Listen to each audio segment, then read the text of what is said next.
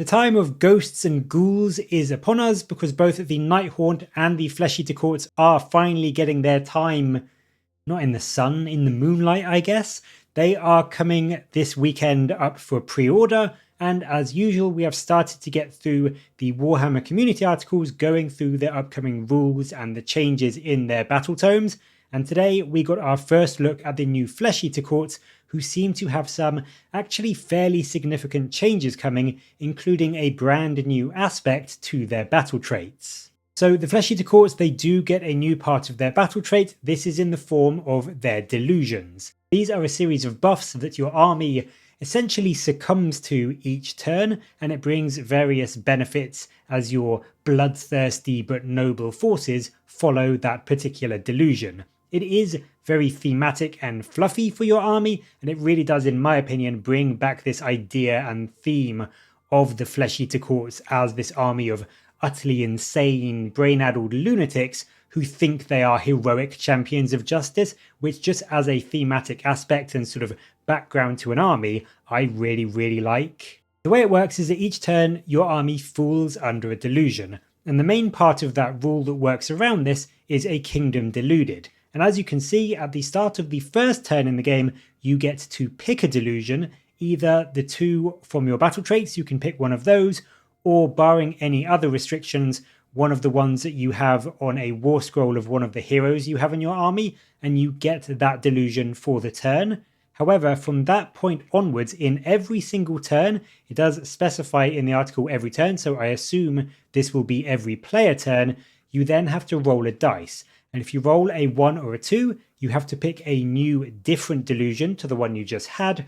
On the roll of a 3 or a 4, you have to keep the same delusion you had before, whilst on a 5 to 6, you essentially get to pick a new delusion with the freedom you had in the first turn. So you can pick the same one, or you can pick a wholly brand new one, rather than being forced to pick a different one like you do on the roll of a 1 or a 2. So it can in some ways come back to bite you in the arse if you really needed to change your delusion with a specific thing for a particular point of the battle and you rolled, a 3 or a 4, so you had to keep the same one. It can be a bit annoying and inflexible that way, but essentially what it means is that on a 3-up, you can either keep your current delusion or you can pick one with a lot more flexibility about what you need. So in some ways, the 3 to 4 roll may be the worst. If you want to swap between delusions to get various different buffs at various points of the battle, you'll be wanting a 1 or a 2 or a 5 or a 6, but none of them are bad rolls, I don't think. I think there's always going to be a case where you will benefit from it some way. It's not like rolling a 1 or a 2, you lose the delusions altogether. You just have to pick a different one and you can't repick the one you currently had. So you are always going to get some kind of rule or benefit to have to your army each turn. It's just sometimes there is a bit of RNG to it and it can be a little bit inflexible to get you the rule that you actually want. From the sounds of how the delusions work, they look to be an army-wide buff, and they give everything from your nobles all the way down to your regular infantry units like your ghouls the specific bonus or buff that comes along with it. And the two that come with your main battle trait are a splendid pageant and a glorious banquet. The others come from, as I mentioned earlier, the various war scrolls on your hero options, but it means that essentially, even if your army somehow had no heroes in it whatsoever, you do still at least always have 2 delusions to swap between. The 2 that come from your battle trait are actually quite nice in themselves. Splendid Pageant lets you count run rolls as a minimum of 4, so really speeding your army up if you need to run onto an objective or you have any ways to run and still charge in the army. That can get you a lot more movement on the battlefield. And it also gives your infantry units with 5 or more models the ability, apparently, to protect your other heroes from spells and ranged attacks. So it's just going to really help to keep your more valuable heroes alive as your army moves up the battlefield. Conversely, a glorious banquet is more sort of straightforwardly offensive. This gives your units +1 to hit after they have charged and are wholly within 12 inches of a Flesh-Eater Court hero. So putting quite a lot of your units down to 3s instead of 4s, and making things like your heavier hitting units like Morbeg Knights potentially very scary if they stay the same as they are now. They could, with this buff up, be hitting on 2s with damage 2 on the charge, which is a very, very tasty profile. As I mentioned, as well as having those two from your battle trait, you do also get extra options from your heroes.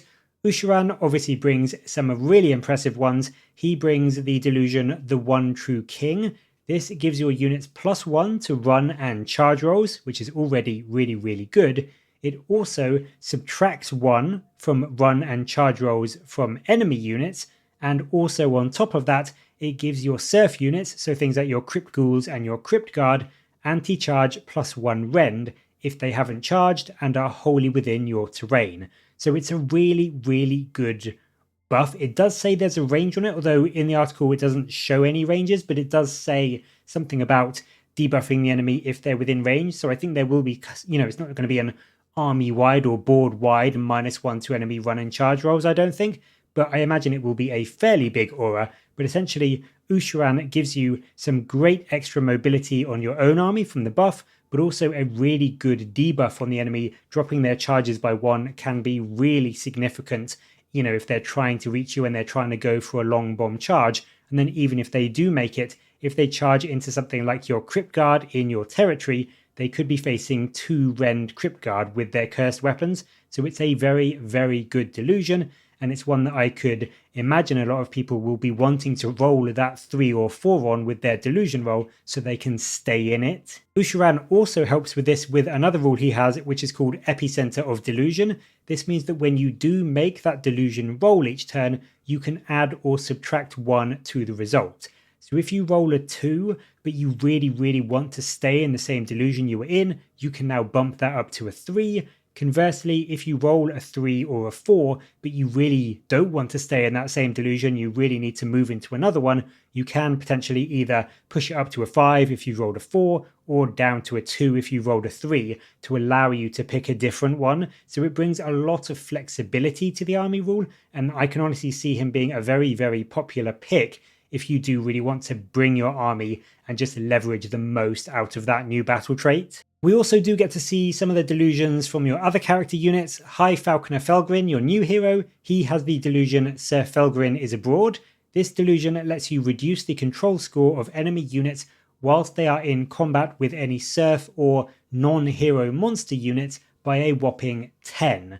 So this can make it ridiculously easy for your army to hold objectives from an opponent when you really need to. Otherwise, you could instead look towards the Accusations of Regicide from Grand Justice Gormain. He gives a really good buff of +1 damage to any Surf or Knight unit if they are wholly within 12 inches of any Flesh Eater Court heroes that have had any damage inflicted to them that turn. This one is admittedly a bit trickier to set up, because if you have this delusion up, your opponent will know about it, and they will probably just not allocate any attacks to your heroes to avoid damaging them, so you don't get that buff. So it can be a bit of a pain, it can be a bit tricky to actually get the benefit from this, but on the flip side, if you've got this up, your opponent won't want to be attacking your heroes to do any damage to them, so this can inversely sort of be a way to protect your valuable heroes by making your opponent, not really want to fight into them. But then, of course, if they do any damage to one of your heroes, that can be getting you a huge buff on some of your other units. Things like 3 damage Crypt Horrors will be possible, and even your regular infantry, your regular ghouls, that will bump them up to 2 damage, which is really, really significant. It means that from a unit of 20, you could be throwing out 40 attacks, which could net you nearly 20 damage into a 4-up save enemy. So they really can get a scary amount of output if they manage to get this buff up.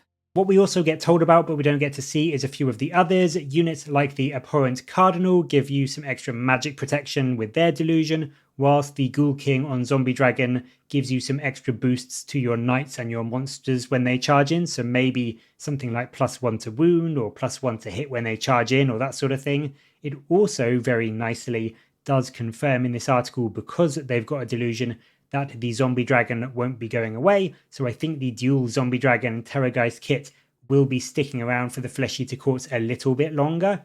It does, of course, mean that we have confirmation now there's not going to be any surprise new awesome Terrorgeist model like the Soulblight Dragon, which is a shame. But at the same time, it's nice to know that the Zombie Dragon and the Terrorgeist kits aren't being squatted for the Flesh Eater Courts, at least not yet.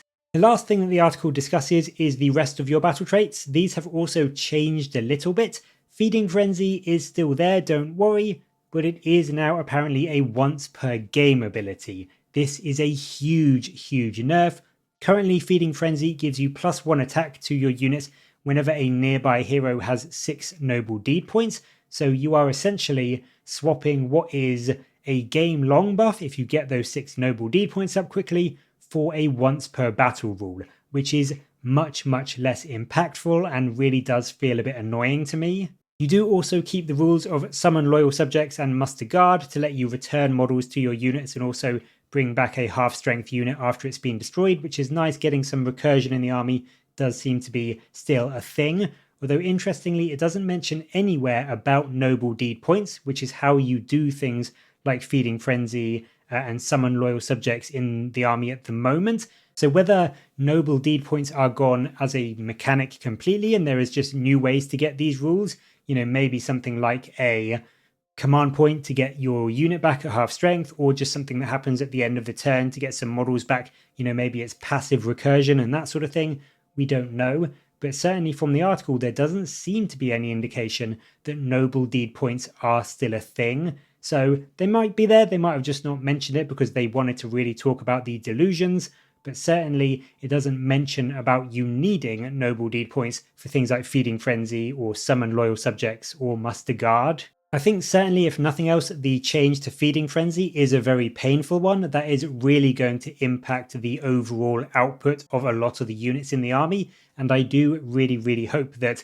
not only the new mechanic of Delusions, but also any buffs or points drops or anything like that will be enough to make sure the army can still hit hard enough, because quite often a lot of the units in this army, they rely on weight of dice, so getting the extra attack from Feeding Frenzy really did help ramp that up, and I do worry that you might run the risk now of just having that one turn where you hit pretty well, but the rest of the game you are just hitting like a wet towel if they don't have enough new things or enough changes in the war scrolls to let the base army kind of output be a bit higher to compensate for the fact that you aren't going to have Feeding Frenzy up for, 2 or 3 or 4 battle rounds. Instead, you are just going to have that presumably one turn of getting it. As always though, I'd really love to know your thoughts on the army. I'd love to know your thoughts on the new Delusions, what you think of them, and whether you think those new additions are going to be enough to compensate for the changes that we see in our other battle traits. Let me know all of your thoughts down in the comments below, and as always, thank you very much for watching. Please do like and subscribe for more Warhammer content from me, but until next time, I'll catch you later guys.